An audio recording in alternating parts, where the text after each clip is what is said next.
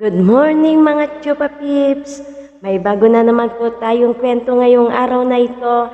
Sa mga hindi pa po nakasubscribe dyan, please pindutin nyo na po ang subscribe button at ang bell icon para lagi po kayong updated sa tuwing may bago po tayong videos.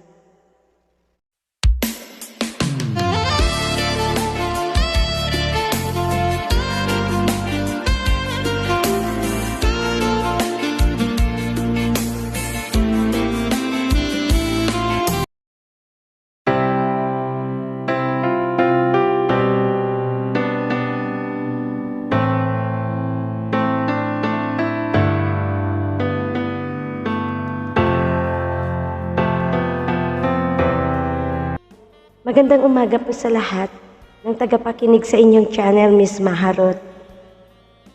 Sana mabasa niyo po itong kwento ko. May isa akong kakilala na nagturo sa akin sa channel mo, kaya nahikayat po ako na magpadala ng kwento dito.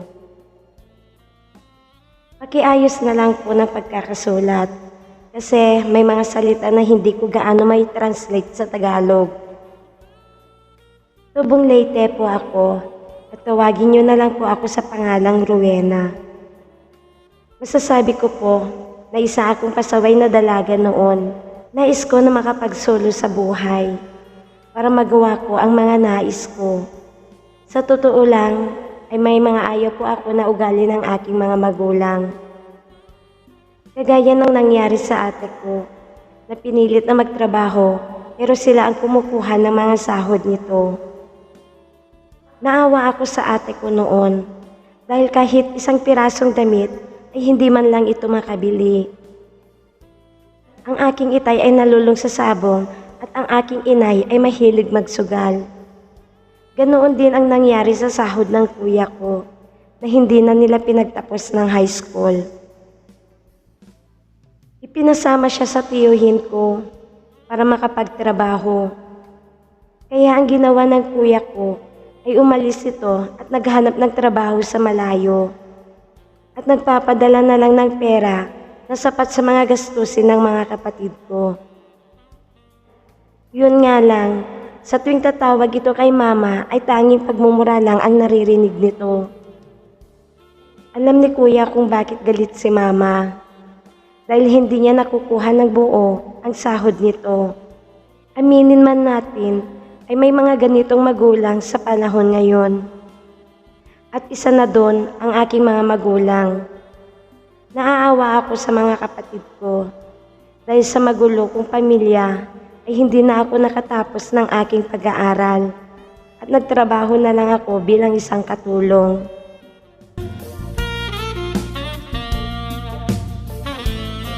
Nagpapasalamat na lang ako dahil sa mababait ang aking amo.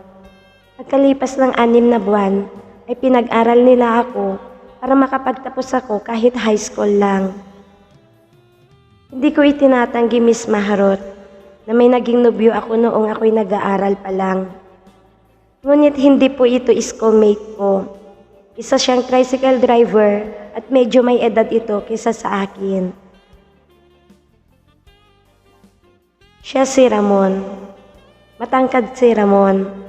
May itsura naman ito at may kaitiman ng balat. Ngunit mabango po ito lagi. Kaso kung bakit ko ito hiniwalayan ay dahil sa mahilig ito sa sugal na siyang inayawan ko sa kanya. Dahil sa ayaw ko na matulad sa aking ama ang aking mapapangasawa. Dahil sa paghiwalay namin ni Ramon ay nag-focus na lang ako sa aking pag-aaral noon. Kaya lang ay dumating sa akin ang masamang balita dahil sa isang trahedya sa aming pamilya.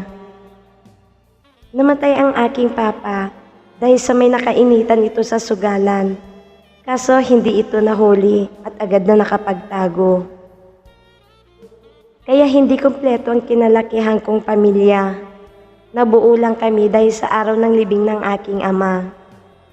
Umuwi ang aking kuya kasamang asawa nito na noon ay nagdadalang tao na. Grabe ang pagdadalamhati ng aking mama. Ilang ulit ko narinig dito na hindi na raw ito mag-aasawa uli.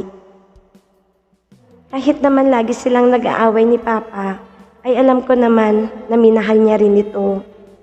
Hindi naman naabot sa 7 magkakapatid kung hindi sila nagmahalan. Kaya lang ay naging biktima kami ng maling sistema ng pamumuhay. Pagkatapos ng libing ng aking ama, ay bumalik na kami sa aming trabaho. Nagpatuloy ako sa trabaho ko habang nag-aaral. Subalit hanggang high school lang ang kaya ng amo ko. Kaya nakiusap pa ako na kahit 2 years na kurso lang at ikaltas na lang niya sa sahod ko kada buwan para naman kahit papaano ay makapagtapos ako ng kolehiyo. Pumayag ito sa pakiusap ko. Mas pinagbuti ko ang aking pagtatrabaho para walang masabi ang aking amo. Isang araw ay umuwi ako sa bahay namin at doon ay naabutan ko ang isang pamilyar na tricycle na kakaalis lang. Kaya minabuti ko na pumasok na lang sa bahay at doon ay naabutan ko ang aking mama na bagong ligo at nakaayos ang buhok. Dati, halos hindi ito nagsusuklay at madalang din itong maligo. Ganoon din ang aking papa noon. Tapos may napansin din ako sa aming sampayan. May mga damit ng isang lalaki at iinang mga pantalon. Ngunit imbes na kumustahin ako ng aking inay, ay inuna pa nito na kuhanin ang mga dala kong ulam. At tinanong pa ako nito na kung doon daw ba ako matutulog sa gabing iyon. Aalis daw siya, pero ang mga kapatid ko ay ihahabilin niya daw sa tiyahin ko. Wala daw ako makakasama. Kaya ang sagot ko na lang sa kanya ay hindi ko alam kasi may pasok din ako kinabukasan. Ayaw ko din na bumiyahe ng maaga dahil baka malate pa ako.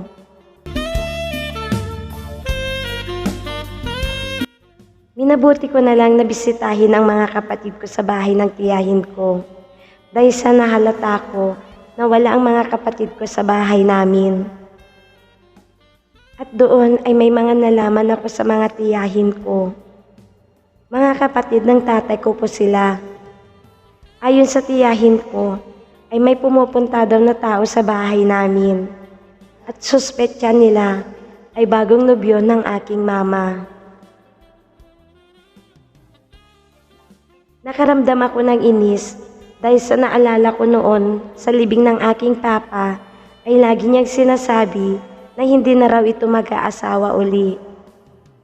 Yun pala, hindi pa nakakaisang taon ang aking papa ay may iba na agad ito. Kahit naiinis ako kay mama, ay wala pa rin akong karapatan na pagsabihan ito ng ikakasama ng loob niya. May respeto pa rin naman ako sa kanya. Kahit may mga sinasabi ang mga tiyahin ko kay mama, ay minabuti ko na lang na hayaan na lang sila.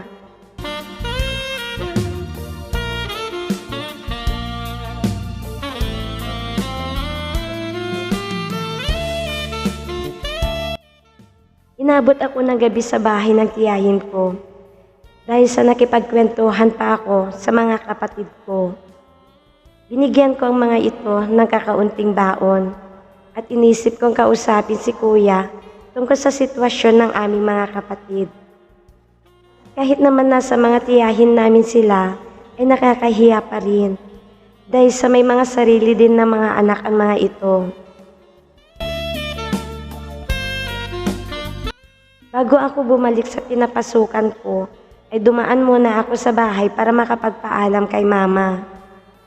Ngunit nagtataka ako dahil may nakaparada na tricycle sa tapat ng bahay namin.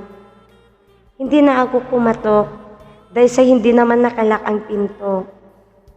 Nang may marinig ako sa loob na naglalampungan at parang may kung anong ganap na akala mo'y malaya ang mga ito sa mga ingay na nais nila. Kaya napasilip ako sa pinanggagalingan ng tunog at doon ay nakita ko ang 2 tao na may ginagawa at isa na doon ang aking mama. Sa totoo lang, ay parang may ideya na ako kung sino ang taong kasama ng aking mama. Una ang tricycle, ang mga damit at pantalon sa sampayan. Hindi ako nakaramdam ng selos. Naiinis ako dahil sa halos kamamatay pa lang ang aking papa ay may bago na agad si mama. At ang masama pa doon ay ang aking dating nobyo pa. Umalis na lang ako na may inis.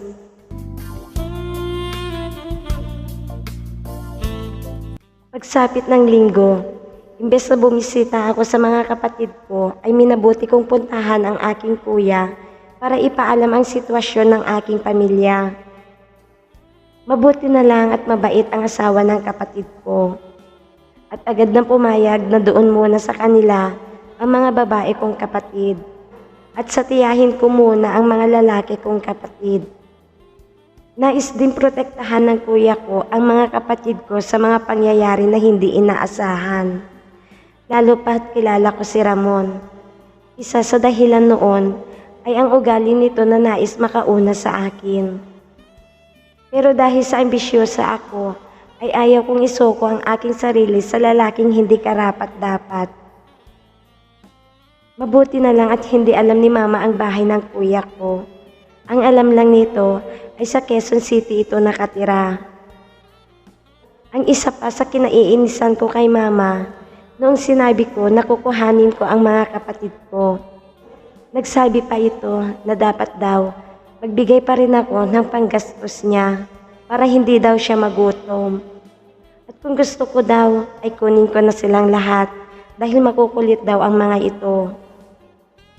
Kaso hindi na ako umimik at tumangon na lang ako dito para wala ng gulo.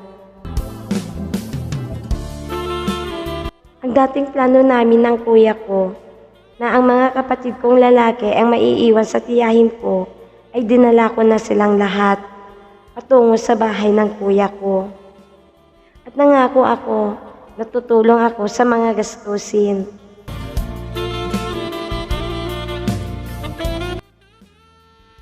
Para makadagdag ng mga gastusin ng mga kapatid ko, ay nagbebenta ako ng kung ano-ano sa mga kaklase ko. Noon ay isang bag na binili ko sa Divisoria. Ngunit dahil sa mga estudyante pa lang, ay wala namang pambili ng buo ang mga ito. Kaya mas minabuti kong gawing hulugan na lang. Dahil doon, ay may mga estudyante rin na nais pumili sa akin. Kagaya ng ibang negosyante, ay may mga pinapautangan ako na hindi nagbabayad. Pero dahil sa diskarte, ay hindi naman ako gaano nalugi. Hanggang sa binibiro na ako ng mga kakilala ko. Nagtatanong sila na baka may kakilala daw ako na gustong bumili ng bahay. Ipinagbibili daw nila ang bahay nila, kaya napasagot din ako ng pabiro na meron. Kahit pabiro man ang sagot ko, ay meron naman talaga dahil ang amo ko ay bumibili ng mga property para sa investment nila. Nasa lupa kasi ang mga pera nila. Ang biro na iyon ay naging makatotohanan. Akala ko ay bahay ang pinagbibili. Yun pala ay may ibang properties pa ang pamilya ng kaklase ko na nais ipagbili dahil sa ibang bansa na ang mga ito balak tumira. Noon ay hindi ko alam ang sistema ng hatian ng porsyento ng lupa kapag nakapagbenta sa pinagbilhan. Isang araw ay nagulat ako sa pahayag ng amo ko sa akin at nagpapasalamat dahil sa ako daw ang nagbigay ng magandang investment sa kanila. May inabot ito sa akin na sobre at hindi ko inaasahan ang nilalaman na halaga. Sabi pa ng amo ko, ay may mga paparating pa na mga biyaya. Basta masipag daw ako maghanap ng nagbebenta ng lupa. Sa totoo lang, noon lang ako nakatanggap ng ganoong kalaki na halaga. Kaya agad ko pinuntahan ang aking mga kapatid at ibinigay ang mga pangangailangan nila. Si mama ay inabutan ko rin ng halaga upang makapagsimula. Sinabihan ko ito na magnegosyo kahit na tindahan para kahit papaano ay may pagkukuhanan nito ng pang-araw-araw niya. Nakita ko din si Ramon. Tumingin lang ako dito at tinalikuran na. Simula noon ay tuloy-tuloy na ang aking negosyo. Nagpatuloy ako sa aking pag-aaral habang nagdenegosyo at ahente ng lupa.